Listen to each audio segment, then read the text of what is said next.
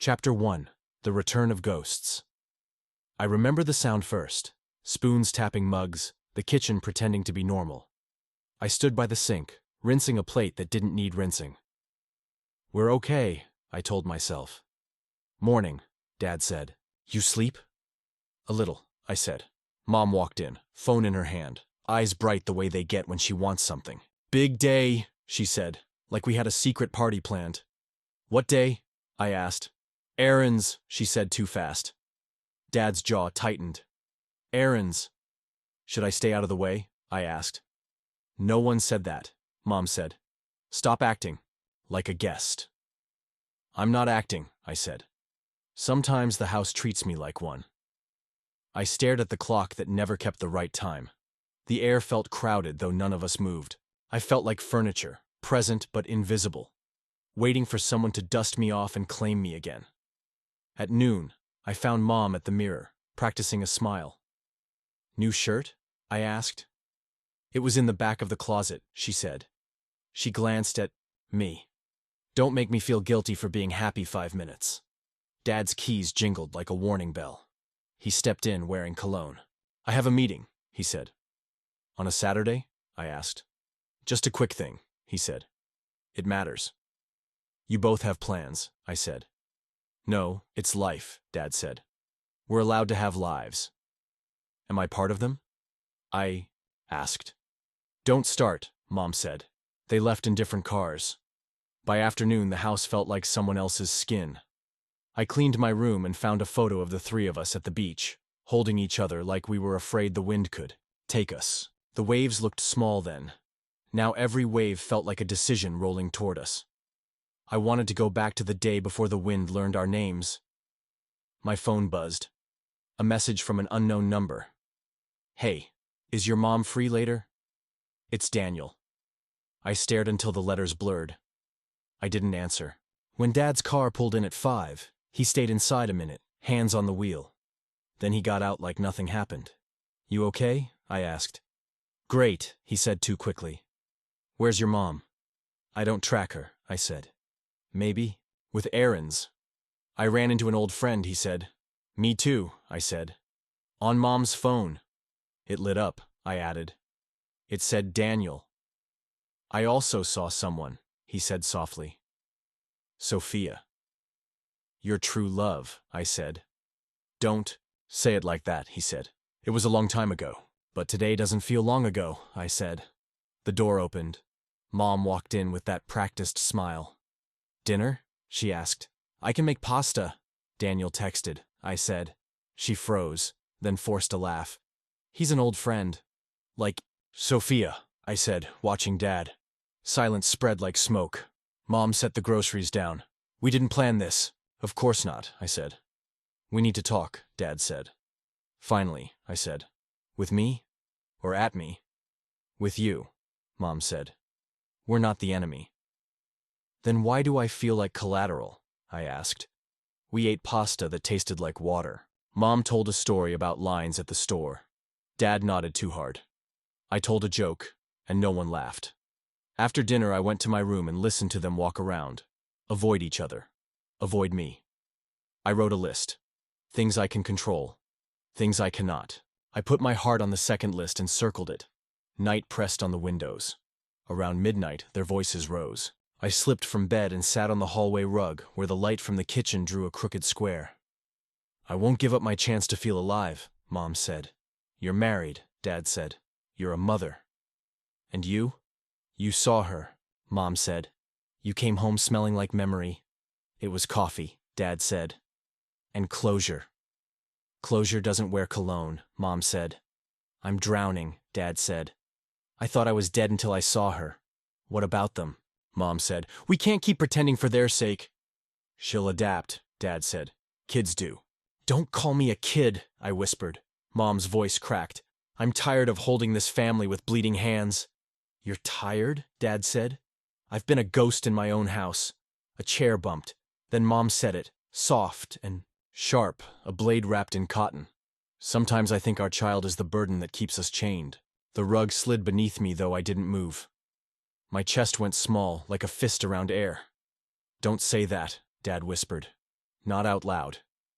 But we both thought it, she said. We both felt it. I bit my tongue and tasted metal. I wanted to scream, to rush in, to flip the table, to make them see me.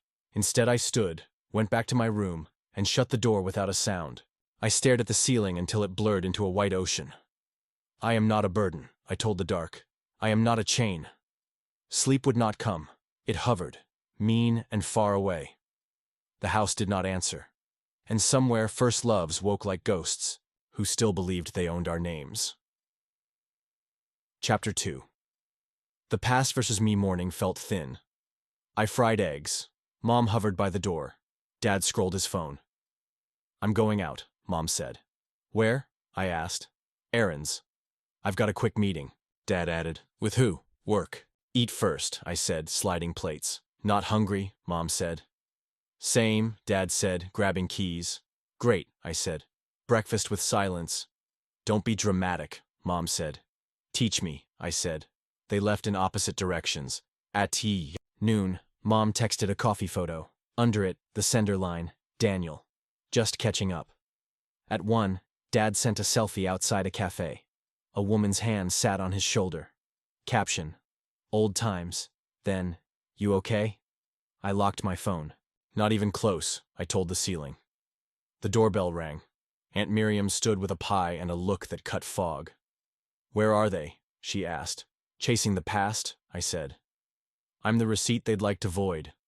Sit, she said. Tell me. I told her about last night's word. Burden. The texts. The cologne of memory. She listened like the room needed it. People confuse feeling young with being right, she said. Don't let that become your mirror. So what am I? I asked. You're the one who knows this is wrong, she said. The door opened. Mom came in smiling. Miriam, we're fine. We? I asked. Or you and Daniel? He's a friend, she said. It was coffee. Dad walked in after. Sophia says hello, he said. And my name wasn't in his voice. Aunt clapped once. Sit. Pie. Words. We sat. Forks scraped. Mom started. I met Daniel to remember who I was. Who are you now? I asked. I'm your mother. Then, see me, I said. Not as a lock on your cage. Dad rubbed his eyes. Sophia reminded me I had dreams. And me? I asked. Am I in any of them? Of course, he said. Say it like truth, I said. Mom's jaw set. You don't get to police my happiness. I don't, I said. But I can ask why it steps on my throat. Aunt lifted a hand. Lower swords. Here's my ask, I said. If you meet them, don't lie. Don't call it errands. I didn't want to hurt you, Mom said. Then don't, I said. Dad leaned forward. What do you want? Pick me, I said. Not by duty, by choice. He swallowed. I do. Then stop saying you sacrificed your life for me like I'm a receipt, I said. That's not fair, Mom said. Fair would be not competing with ghosts, I said. The doorbell rang again. I opened it. Daniel stood with flowers. Is your mom home? He asked. She is, I said, blocking the way. Mom rushed over. You didn't have to. I wanted to return your book, he said, peeking at me. Hi. I know who you are, I said. You're her favorite rerun. He winced. I'm not here to take anything. You already took quiet, I said. A sleek car stopped outside. A woman stepped out, poised like a memory. Dad's voice warmed. Sophia. She came in. I was nearby. Hello. To who? I asked. The man who remembers you when he forgets me? That isn't fair, she said. Maybe, I said. But it feels true. Aunt stood. Guests, this home is cracking. Please don't jump on the cracks. Daniel looked at Mom. I can go. Stay, Mom said, voice thin. I steadied. Myself. Rule. If your catching up happens in this house, the door stays open for me to walk out. No one spoke. I turned to Dad. If she stays, I go. He looked at Sophia, then me. Silence stretched. Don't make me measure my worth by... Your paws, I said. Dad's shoulders fell. Sophia, I can't. She nodded, glossy-eyed. I understand, she whispered, and left. All eyes moved to Mom. She stared at the flowers like they might decide for her. I'll go, Daniel said. You don't have to, Mom said, but the sentence had no bones. He left, soft and quiet. Silence dropped heavy and honest. I wiped my eyes. Thank you, I told the room, and also nobody. Mom sank into a chair, empty-handed. Dad looked older and real. Aunt pushed the pie toward me. Eat. Fuel for what? I asked.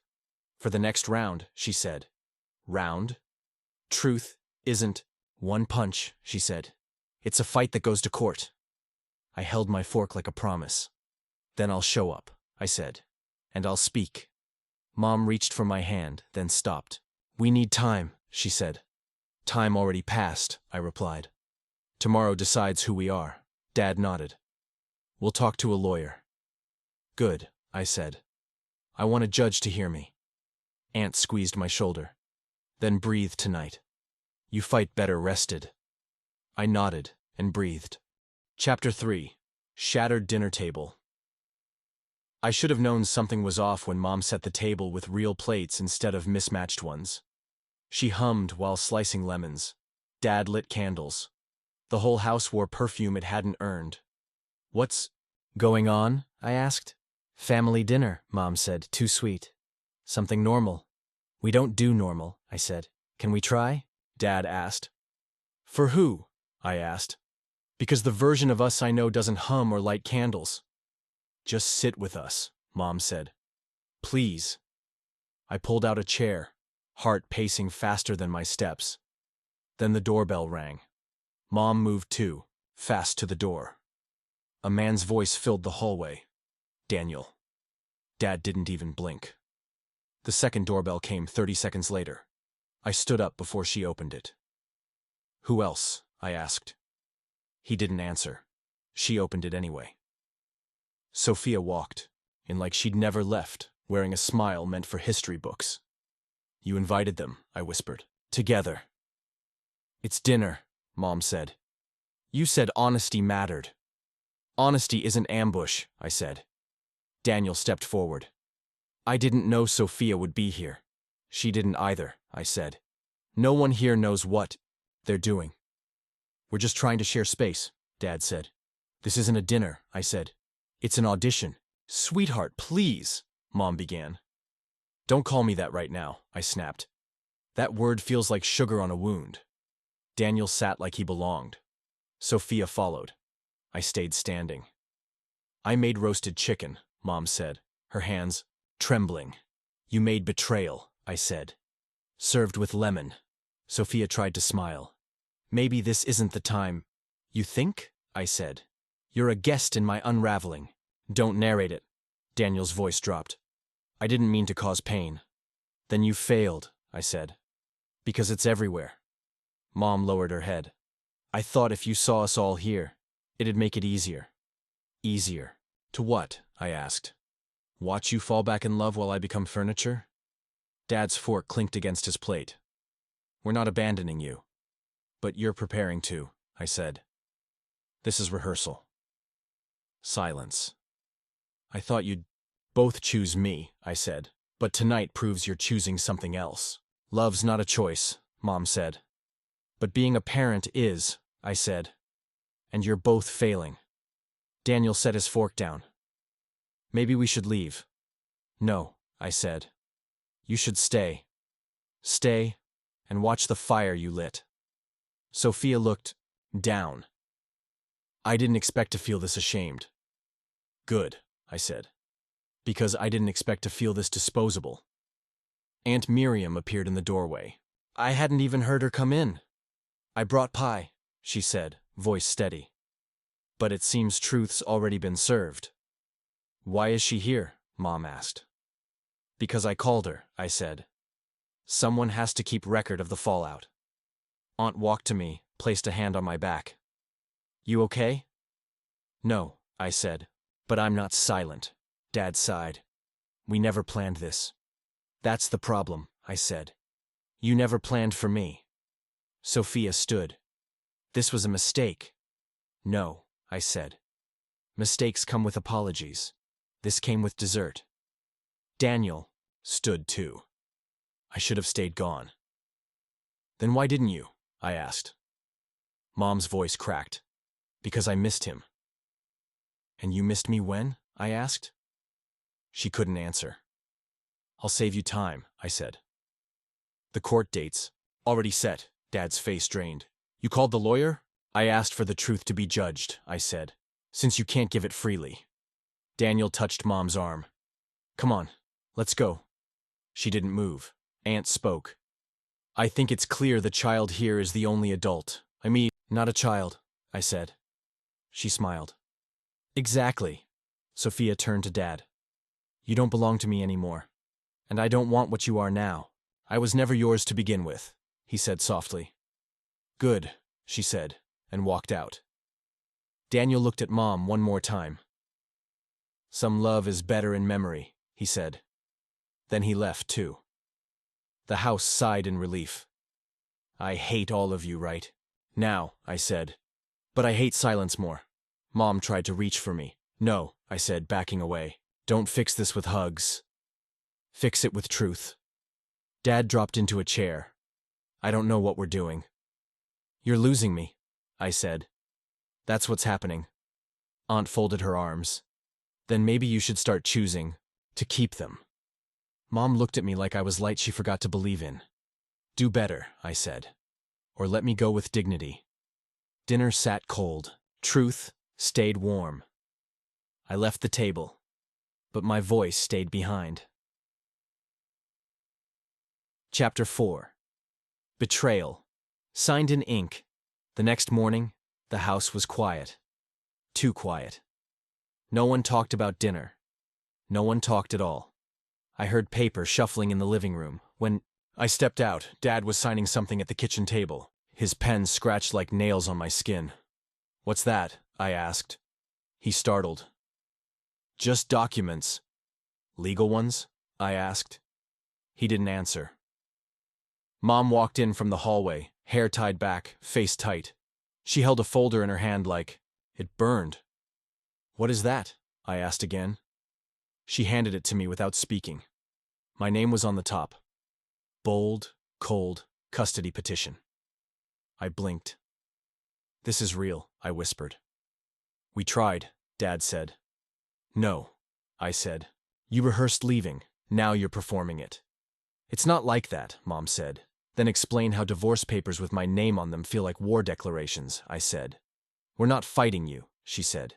Just over me, I replied. They looked at each other, then down. Did you both already decide who gets me? I asked. We haven't agreed on custody, Dad said. So you're in court over me, I said. You're our child, Mom said softly. No, I said. I'm your battleground. Aunt Miriam arrived not long after. I didn't call her. Maybe she just knew. She picked up the folder from the table. Her eyebrows twitched. You couldn't wait? She asked them. Not even a week? We wanted to handle it before school starts again, Mom mumbled. Before school? I said. Are you planning who gets me for weekends like I'm a dog? It's complicated, Dad said. No, I said. It's cowardly. Mom sat down. We're sorry, but we're doing this because we think it'll be better. For who? I asked. They were silent. I opened the folder again. Their signatures were there, neat and final. But my space, mine, was blank. Am I supposed to sign this too? I asked. Is that how abandonment becomes legal? No, Dad said quickly. You don't have to sign anything. But I'm still the centerpiece of your case, I said. Mom reached across the table. We want what's best for you. Then why do I feel like a prize you're both ashamed to win? No one answered. I stood. Fine. If this is happening, I want my own lawyer. Dad blinked. You don't need one? I do, I said. If I'm the subject of your arguments, I get a voice. You'll get to speak in court, Mom said. I'm speaking now, I snapped. And you're not hearing me. Aunt nodded slowly. She's right. I glared at her. I don't want to be right. I want to be a kid again. I want to come home to two people who don't look at me like a shared regret. Mom's eyes welled. You're not a regret. You just filed like I am. The silence stretched. Dad rubbed his temples. I never thought it would come to this. That's the problem, I said. You thought about Daniel and Sophia. You didn't think about me, Mom whispered. We still love you. Then prove it, I said. Don't just hand me paperwork. Hand me effort. They didn't move. I'll stay with Aunt Miriam for a few days, I said. You don't have to leave, Dad said. But you did, I said. Emotionally, weeks ago. I packed a small bag, just essentials, and the folder, so I'd remember what this felt like. Aunt didn't speak much on the drive. She kept glancing at me like I might shatter. I already had. I'm sorry, she said as we pulled into her driveway. You didn't do it, I said. She turned off the engine. No, but I didn't stop it either. Inside, her house smelled like cinnamon and old books. Safe. She pointed to the guest room. You know where everything is. I sat on the bed and stared at the ceiling. Later that night, I texted Mom. You didn't lose me yet, but you're very close. No reply. I sent Dad one too. The worst part isn't the divorce. It's that you waited until love returned before deciding. I was in the way, he replied. That's not true. I'm sorry. I didn't answer. Sorry felt too small for what I felt.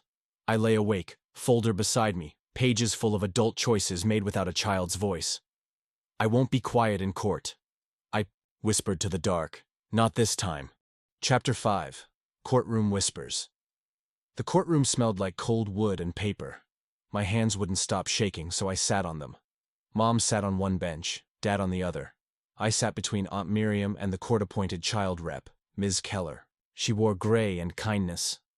Mom looked perfect, hair ironed, blouse stiff. Dad wore his best suit.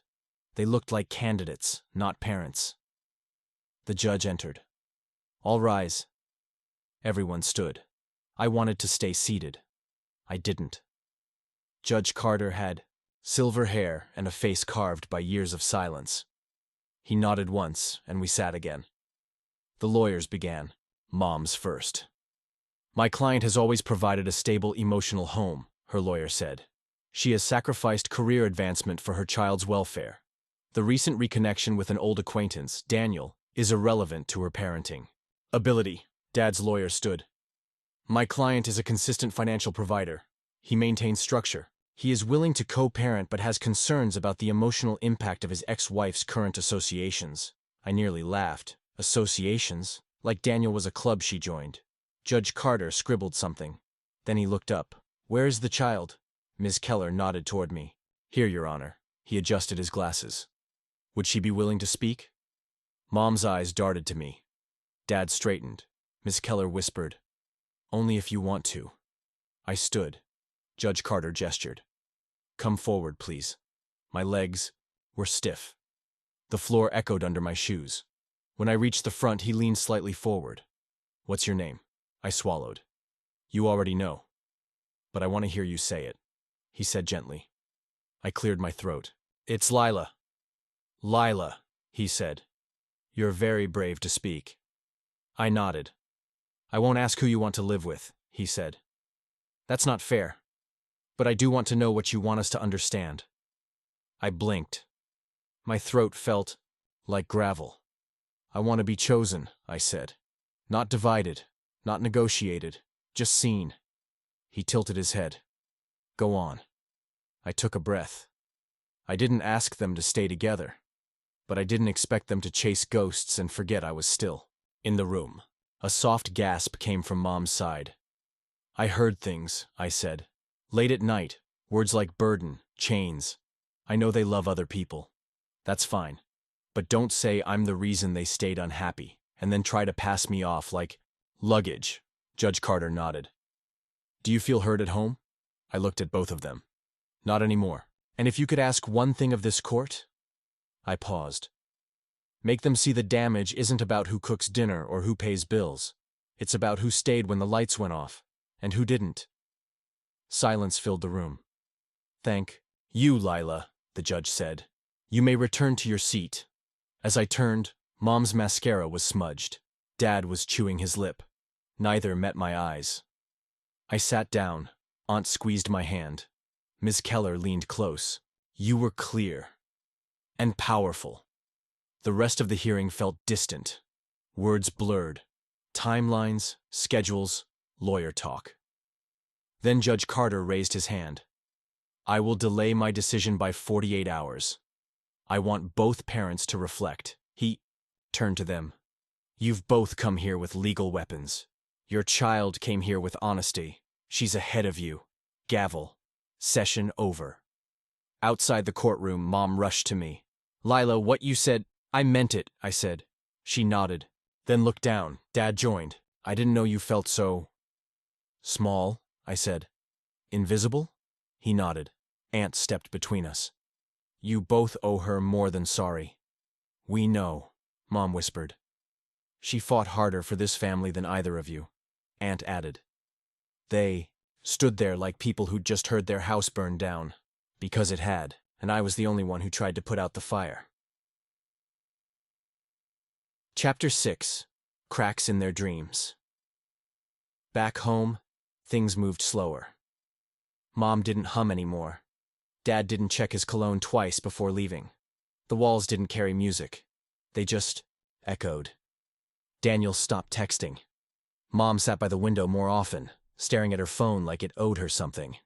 I didn't ask. One evening, she broke the silence. "I think he's pulling away." I looked up from my homework. "Who?" "You know who." "Daniel," I said flatly. "The man who made you remember your name, right?" She winced. "You're angry." "No," I said. "I'm adjusted." She sighed. "It's not what I thought." "What did you think?" I asked. "That first love was frozen in time, waiting with flowers and no baggage." "Maybe," she admitted. "And now," she looked down. "Now I think he loved the memory of me, not who I've become," I nodded. "Welcome to my world." Dad wasn't doing much better. I heard him on the phone with Sophia. "She says I'm too tired," he told me later. I raised a brow. "Are you?" He shrugged. "I think she wanted the version of me that existed, before responsibility. Before you." I closed my book. "And you thought that version was still alive?" "I hoped," he said. "You built a life," I said, "and then ran from it." He didn't speak. Silence again. Heavy, thick. I didn't have to say much. That was the strange power now. My silence spoke louder than their excuses. That weekend, Daniel came by. I stayed upstairs, listening through the vent. "I don't think I fit here," he said gently. "You said you wanted to rebuild," Mom said. "I said I missed you," Daniel replied. "But maybe I missed who we were, not what is." "I still feel something," she said. "And I feel guilt," he said. "That's not love." Footsteps. The door opened, closed. Later that day, Sophia texted Dad, "We're better as a memory. You're not who I remember." "And maybe I'm not either," he didn't reply. At dinner, it was just the three of us again. No candles, just takeout and quiet chewing. "So," I said, "did you find what you were chasing?" They both looked up. "No," Mom said. "We found a mirror." "Same," Dad said. "Good," I said, "because I'm not running anymore." Mom's eyes shimmered. "I'm sorry." "Not for the divorce," I said, "just for making me the casualty of your nostalgia." She nodded. Dad cleared his throat. "We thought love lost was worth more than love we still had." I looked at both of them. "Then you forgot the love sitting at your dinner table." This time, no one argued. Chapter 7. The Breaking Point. The courthouse was colder this time. Maybe it was just me. I sat between Ms. Keller and Aunt Miriam, hands folded, face calm. But inside, I felt like glass stretched thin. Judge Carter entered. "Back again," he said. "Let's finish this, shall we?" Mom's lawyer stood. "My client is still requesting primary custody." Dad's lawyer followed. "My client is open to shared custody, but with conditions." Judge Carter raised a hand. Before we get into logistics, I'd like to hear from both parents. Without your lawyers. Just you. Just truth. Mom stiffened. Dad shifted. You first, the judge said, pointing to Mom. She cleared her throat. I was a good mother. For a long time. Define good, Judge Carter said. I cooked, I helped with homework, I gave up job offers, she said quickly. That's a resume, he said. What about love? Her voice cracked. I didn't stop loving her. I just got lost in who I used to be. Did you say she was a burden? He asked. She looked down. Yes. Why? I didn't mean it the way it sounded. But you said it, he pressed. She nodded slowly. Because I was tired. I wanted to feel alive. Again, and I thought maybe I'd paused my life for her. And now, he asked. She wiped a tear. Now I realize she's the only thing that kept me grounded, the only choice I didn't regret. I felt my chest clench. I didn't cry, but something softened. Judge turned to Dad. Your turn. Dad stood. I thought Sophia was what I'd lost. The what if. The unfinished chapter. Did you want out of this family? The judge asked. He hesitated. Yes. My jaw tightened. But, he continued, it wasn't because I didn't love my daughter. It was because I was scared I didn't know how to anymore. You wanted freedom, the judge said. I wanted peace, he whispered. And I thought leaving her behind might give it to me. Does it? The judge asked. He looked at me. No. The silence afterward felt louder than anything I'd ever heard. I failed her, Dad said. I failed myself. The judge leaned back. So now what? Neither of them spoke. I stood up. I don't want either of them to pretend anymore. All eyes turned to me. I want the truth, even if it's ugly, I said. I want to live, where I'm not part of someone's regret, or a symbol of what they gave up. The judge nodded. Understood. He looked at my parents. You still have a child, but she's not a child anymore. No one disagreed. Chapter 8. Court. Turned it all around, the sky was overcast the morning of the final hearing. I wore black on purpose, not for mourning, for clarity. Mom and Dad rode separately.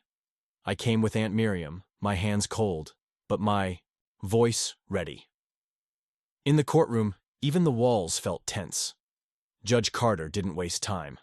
I've reviewed everything, he said. This morning is for final remarks, then a decision. Mom stood first. No lawyer this time. I came here wanting custody, she said, voice soft. To prove I deserved her more. I didn't blink. But I've learned something, she said. I don't want to win her. I want to earn her. And I haven't done that in a long time. The courtroom didn't move. I forgot she wasn't just my child. She was her own person. And I made her carry my sadness like it was hers. She sat down slowly. Dad stood. I tried to make it seem like I was steady, responsible. Judge Carter raised an eyebrow. I wasn't, Dad admitted. I thought responsibility was enough. But love without presence is just paperwork. He looked at me. I stopped showing up emotionally. I looked backward, trying to rewrite the past instead of facing the daughter in front of me. I looked down. And I'll never forgive myself for that, he said. Judge Carter folded his hands. You both sound remorseful, but words don't erase wounds. He turned to me. Lila, do you wish to add anything? I stood, slowly. I don't want perfect parents, I said. I just want honest ones. I looked at both of them. You hurt me, but I don't want revenge. I want peace. The courtroom was quiet. Even the air held still. The judge leaned forward. Then here is my ruling. My breath caught. You will share custody, he said firmly. Alternating weeks. No contact with Daniel or Sophia for the next 12 months. And mandatory family. Therapy twice a month. Mom looked stunned. Dad looked relieved. I just nodded. It's not punishment, the judge said. It's repair. And repair takes work. Gavel. Bang. Court adjourned. Outside, the breeze felt different. Daniel texted. Mom once more that evening. I'm moving back to Florida. Take care. She didn't reply. Sophia posted a photo of a seaside town with the caption, "Some people belong to the past." Dad didn't like it. And me? I unpacked at home. 1 week here, 1 week there. My room smelled the same. But it wasn't the same. At dinner, Mom passed the salad. Do you want seconds? Sure, I said. Just don't pass the guilt, she chuckled. Fair. Dad offered to drive me to therapy. You don't have to talk if you don't want to. I will, I said. But only if you do too. He nodded. Deal. Later that night, I stared at the ceiling, the same one I used to cry under. Now I just breathed. Inhale. I survived. Exhale. I was never the problem, and for the first time in months, I slept without waiting for the door to creak. Because finally, someone had chosen me, not out of obligation, but out of understanding, and that changed everything, even court, even love, even me.